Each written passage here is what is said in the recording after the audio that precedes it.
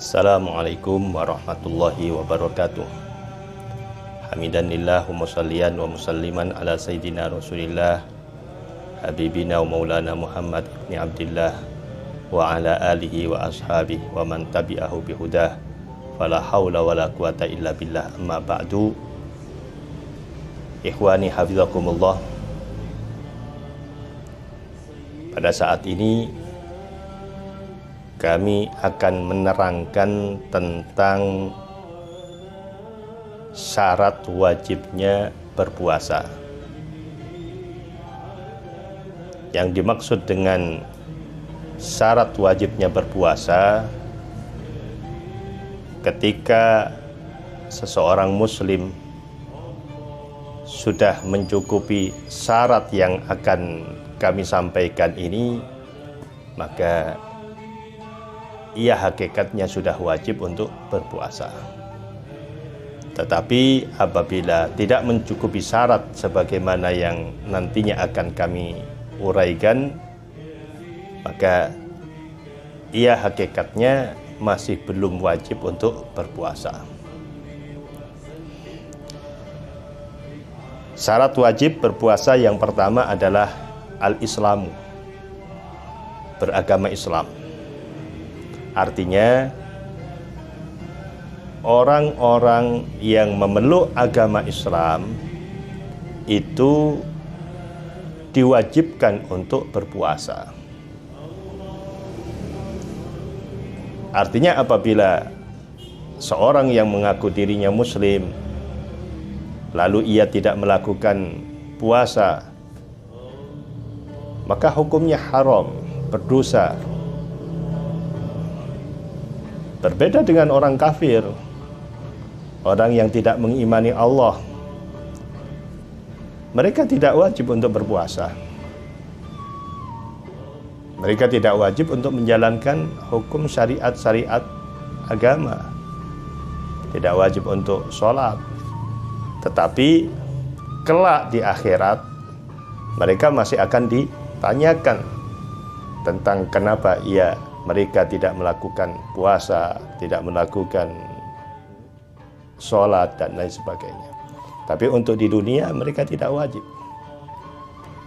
Dan ini berbeda pula dengan orang murtad, orang yang asalnya muslim atau muslimah, kemudian karena suatu hal, karena suatu sebab ia keluar dari Islam, kemudian memeluk agama lain. Ia hakikatnya meskipun sudah keluar dari Islam, ia masih wajib untuk melakukannya. Maka daripada itu, orang-orang murtad terus kemudian kembali ke Islam lagi, maka ia harus mengqadha puasa Ramadannya, mengqadha sholatnya selama ia dalam kondisi murtad. Kalau misalnya ada orang keluar dari Islam kemudian kembali ke Islam dan pernah murtad selama 2 tahun, maka ia harus mengqadha puasanya 2 bulan. Ini syarat wajibnya berpuasa yang pertama. Yang kedua, at-taklifu. Hendaknya orang yang berpuasa itu statusnya adalah mukallaf. Mukallaf itu memiliki 2 syarat. Yang pertama, baligh. Yang kedua, berakal, atau yang biasa disebut dengan akil balik. Nah, ketika ada seseorang sudah akil, memiliki akal yang sehat, kemudian baligh, maka ia berkewajiban untuk melaksanakan puasa. Bagi orang yang belum baligh, anak-anak kecil, maka ia hanya dianjurkan oleh para orang tua, oleh para wali untuk mengikuti ayah bundanya melaksanakan puasa itu. Ditarbiyah sebagai bentuk pendidikan. Dan apabila anak-anak kita yang masih belum balik kemudian melaksanakan puasa, memang tidak wajib bagi mereka, tapi Allah Subhanahu wa taala akan kembalikan pahalanya kepada kedua orang tuanya. Yang ketiga, al-itaqah, atau kuat mampu di dalam melaksanakan puasa. Nah, al-itaqah ini terbagi menjadi dua. Kuat secara fisik dan kuat secara syariat. Yang dimaksud dengan kuat secara fisik, maka ketika ia masih dalam kondisi sehat, masih muda, ia wajib untuk melaksanakan puasa. Berbeda dengan orang-orang yang sudah udzur, lansia, lanjut usia, atau orang sakit. Orang sakit, lansia yang sudah tidak mampu lagi untuk melaksanakannya, ini dianggap sebagai orang-orang yang tidak kuat di dalam melaksanakan puasa secara fisik. Ada pula yang kedua, kekuatan secara syariat. Ada orang sehat, tapi secara syariat tidak dianggap sehat. Siapa itu?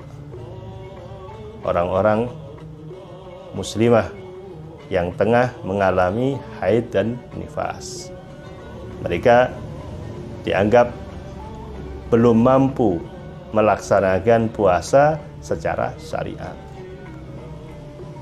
Selanjutnya, syarat wajibnya puasa yang keempat adalah sehat. Maka tidak wajib bagi orang sakit, tidak wajib. Nah, batasan-batasan seseorang yang sakit yang boleh untuk tidak berpuasa adalah apabila ia melaksanakan puasa akan timbul sesuatu yang tidak diinginkan. Penyakitnya bertambah parah, ya, bisa dikhawatirkan merenggut jiwanya. Maka pada waktu itu ia tidak berpuasa, tidak apa-apa. Tapi nanti ketika ia sudah sehat, ia berkewajiban untuk mengqadha puasa yang pernah ditinggalnya disebabkan sakit tersebut. Yang selanjutnya, yang kelima, al-iqamah. Apa yang dimaksud dengan al-iqamah? Fala yajibu alal musafir alladhi yusafiru safaran tawilan. Mereka bagi orang-orang yang musafir, yang tengah menjalani perjalanan, menempuh perjalanan yang cukup jauh sampai 82 kilo, maka ia boleh untuk tidak berpuasa. Tapi syaratnya ketika ingin tidak berpuasa, bepergian ingin tidak berpuasa, ia harus keluar dari daerahnya, dari permukimannya, dari kampungnya sebelum fajar, sebelum subuh. Jadi kalau sebelum subuh ia sudah keluar dari perkampungannya, kemudian subuh di kampung lain, maka jam 7, jam 8 pagi ia akan sarapan, tidak apa-apa. Tapi syaratnya itu tadi, keluarnya dari rumah sebelum subuh. Tapi kalau keluarnya sudah jam 7 pagi, jam 8 pagi, kemudian jam 10 akan makan, ini tidak diperkenankan. Kecuali di perjalanan ada udzur, masuk angin dan lain sebagainya. Ini sesuatu yang baru, sesuatu yang datang secara tiba-tiba, maka diperbolehkan dengan ketentuan-ketentuan yang lain.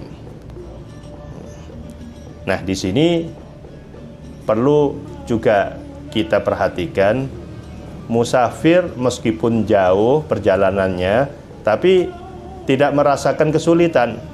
Ya, seperti saat ini, kemana-mana ada jalan tol, kemana-mana ada armada yang cukup singkat.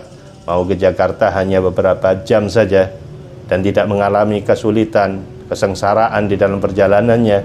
Maka orang yang seperti itu meskipun sudah menempuh berpuluh-puluh kilo, ya disunnahkan untuk tetap melaksanakan puasa.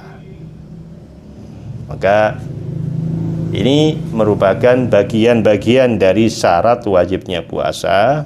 Ketika syarat ini sudah ada, maka kita wajib. Ketika syarat ini kurang dari yang sudah disampaikan, maka sudah tidak wajib lagi.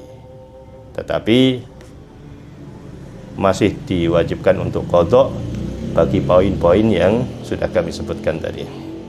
Mudah-mudahan cukup mudah dipahami. Usikum wa nafsi bitaqwallah. Wassalamualaikum warahmatullahi wabarakatuh.